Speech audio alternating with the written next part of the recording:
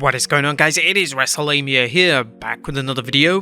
Crown Jewel is less than 2 weeks away, so what will the WWE do on Raw to build up its 5th November Saudi Super Show? Join us now as we look at this week's episode of Raw, as well as the wildest news stories and rumors you need to know, including Bray Wyatt is the top face on SmackDown, a superstar is injured, Goldberg roasts Roman Reigns, Kevin Nash reveals hate-filled comments made after his son's death, and much more. Be sure to subscribe and hit that notification bell for daily wrestling videos, and follow us on Facebook for exclusive lists. Also check out Wrestlelamia.co.uk and our wrestling channel, Incredible. As always, we won't recap the matches, but just provide the good, the bad, and the downright ugly. As always, we start off with the good as number 1, talking trash. Last night's Raw started off with some great trash talking from the Judgment Day, including some awful comments from Dominic Mysterio where he called Eddie Guerrero the Dominic Mysterio of his generation. Naturally, AJ Styles and the rest of the OC weren't going to let that slide, and they likened Dominic to James Ellsworth, which actually got him reacting on Twitter. Finn Balor's shown he's fast on his feet mentally as he is physically, taunted the OC by telling him the club he started hasn't been the same since he left it. Number 2, we have a Rhea problem. The OC acknowledged what everyone watching the Judgment Day knows. Rhea Ripley is the group's most dangerous member. Ripley's interference in the match between Finn Balor and Carl Anderson featured the Nightmare taking out Luke Gallows by pushing him into the post, then body slamming the big man onto the outside. Ripley was just getting warmed up as she later delivered a game-changing and voice-changing low blow to Anderson, giving Finn the momentum to win the match. Number 3, a hot Charlotte crowd. AJ Styles played to the Charlotte crowd, but he didn't have to do much because the fans were wild. A reminder that the WWE's live audiences are growing and that the WWE Universe is digging the TV product more and more. Charlotte, North Carolina has a rich history and a wrestling stronghold, and last night's Raw was another chapter in the city's book of wrestling. Number 4, R-Truth defends mac and cheese. Speaking of Charlotte, North Carolina, hometown hero R-Truth defended Charlotte's comfort food against The Miz, taking exception when the A-lister talked down about macaroni and cheese. Only R-Truth could make this segment happen, and he even got an unlikely win over his former tag team partner thanks to an assist from the ever-present Johnny Gargano. Number 5, Theory phones it in. And never has anyone phoned it in and looked and sounded so good. Theory's pre-match promo and match against Ali showed just how easy he makes it look, even when his push is on hold. The WWE continues to keep Austin on the back burner while over-pushing Johnny Gargano. Talk about leaving money on the table and throwing good money after bad. Now that's some next-level bad booking. Number 6, everyone wants to be Seth Rollins. Seth Rollins' spot on color commentary during the Theory vs Ali match was fantastic, with the newly crowned US champion putting over the United States Championship as the title everyone on Raw wants. Not to mention the only one they have a chance at competing for. He belittled Mustafa Ali and put over fellow heel Austin Theory. Rollins even spent a moment of time to remind the fans that Theory was once a disciple. Rollins' post-match assault on Ali, followed by Monday Night Rollins telling Ali he doesn't belong in the WWE, was fantastic heel work. The WWE did Ali right when he rallied after Rollins went after him, attacking Seth and reminding him he's a problem that's not going to go away. This was the ideal way to get Ali's momentum back after losing the Theory in the closely contested match. Number 7, acknowledge a true legend. JBL was utterly fantastic when he and Baron Corbin confronted Johnny Gargano backstage, with JBL admonishing Johnny Wrestling for disrespecting himself and Corbin, also calling JBL Mr. MC Hammerpants. Obviously JBL did get his tailor in check this week. This is only JBL's second week managing Corbin, and he's already established himself as a top-tier manager. The only downside is the very real possibility of JBL overshadowing Corbin, defeating the purpose of having JBL manage him and allowing Corbin to break through into the main event. Number 8, more solid wrestling. Raw featured another solid night of wrestling, even though the show itself was hit and miss. They provided some fresh matchups as well as rematches like Bayley vs Belair that were worthy sequels to the original. And Nikki Cross unhinged. Nikki Ash is no more, thank God. Having Cross attack babyface Bianca Belair was a very wild way for Cross to make a statement that while she may have had the best hairstyle she's ever had in her WWE career, she's wilder than ever.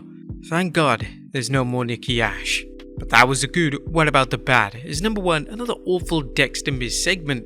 Our wrestling promotion knows how to run a storyline into the ground, quite like the WWE, as seen again last night with the latest chapter in the interminable tale of the mystery behind Dexter Lumis stalking The Miz. Only The Miz has been able to salvage this storyline, and adding Johnny Gargano to this Miz Dexter disaster is the proverbial example of putting lipstick on a pig. Number 2, bad backstage banter. Last night's backstage banter between Elias and Matt Riddle was so bad, So bad that we even started to wonder if Vince McMahon wrote the segment. Chad Gable's normally effective heel promos were of little use in lifting this from wrestle crap like depths, and the only good thing that came from this was Gable versus Elias. Just to show the fans that WWE writers under Triple H can write bad comedy as well as they did under Vince, they ended this segment on a bad note, with Gable telling Elias that Otis eats pieces of crap bigger than Elias. Number 3, a kinder, gentler Candice LeRae. Has motherhood turned the poison pixie into a pussycat? Watching Kathy Kelly interview the former NXT villain had to have us fans wondering whether they were watching a fluff piece on E rather than wrestling. If the WWE wants to present LeRae as a more mature wrestler, why not have her throw out a few lines about how having a baby made her rethink her villainous ways? The only highlight of this segment was seeing Kelly, LeRae and Damage Control in one scene, and we'll take that any day. And Teacher's Pet. Johnny Gargano's Johnny Wrestling nickname should be replaced with Teacher's Pet. After all, it's obvious that Big Daddy Booker Triple H is enamored with his prized pupil Johnny Gargano. At least we hoped so, because there's no other reason to explain why Gargano was on so much last night. Unless you're a main eventer, you shouldn't be in more than one segment and one match. Obviously there's room for an occasional exception, but last night's Gargano overload seems headed in one direction, the WWE Universe turning on him in record time. And by the way, we don't think that we're targeting Gargano solely, as Damage Control is getting close to wearing out their welcome too. Now there was nothing downright ugly, but this was one of the most uneven Raws since Triple H took control. The wrestling was solid, but the backstage segments were largely forgettable, or fans wishing they could have forgotten them. But what do you guys think of Raw last night? Let us know in the comments down below. Now let's move on to the news.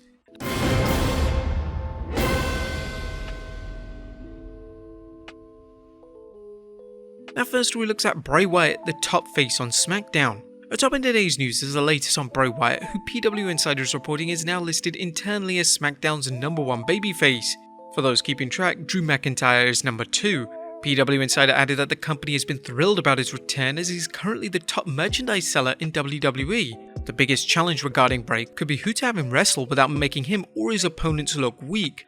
They need to keep Wyatt away from Roman Reigns, as their loss to the Tribal Chief will accomplish nothing other than to continue the WWE's deification of Reigns. At the same time, do fans want to see him squashing mid-carders?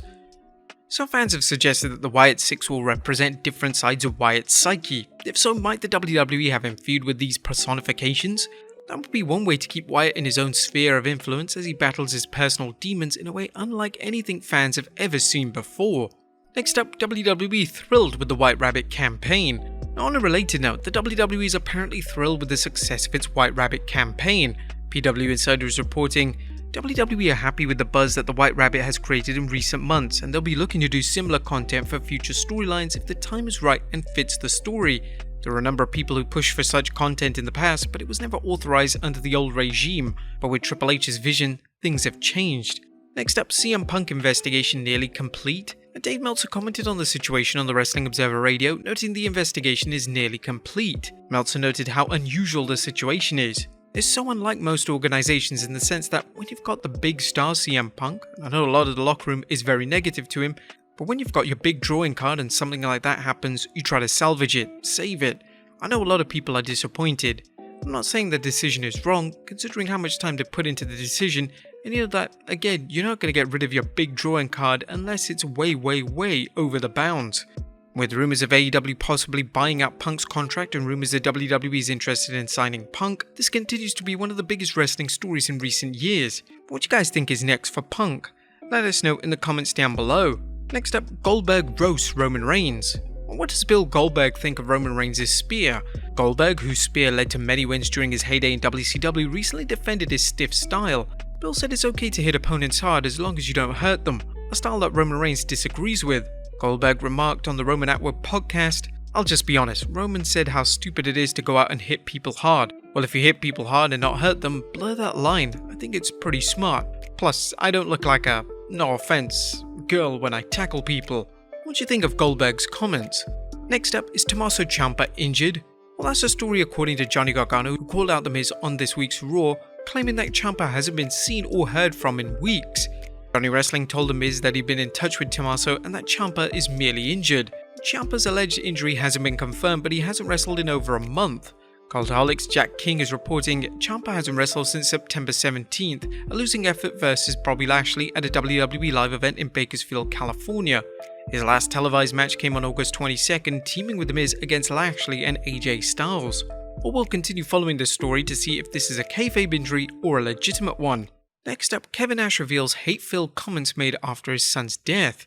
As Kevin Nash deals with the tragic death of his 26-year-old son Tristen, he's reported that some sick individuals have actually gone out of their way to harass him, send abusive DMs, comments, and even phone calls following his son's passing. Nash revealed this on his Click This podcast. Just vile behavior. I'm not going to repeat what they said because honestly it makes my blood boil. How people go out of their way to be such low-life pieces of shit really is something I'll never be able to understand nor want to. And we have no words to describe our disgust at the so-called human beings directing these comments at Nash at such a dark hour in his life. Finally, Triple H is back. And last but not least, good news for fans of the Cerebral Assassin, as Fightful Select reports Triple H has returned from his COVID-related absence and was back in charge at last night's Raw. But there you have it folks, the wildest news stories and rumors you need to know. Be sure to leave your comments down below, and I'll see you next time with some more wrestling content.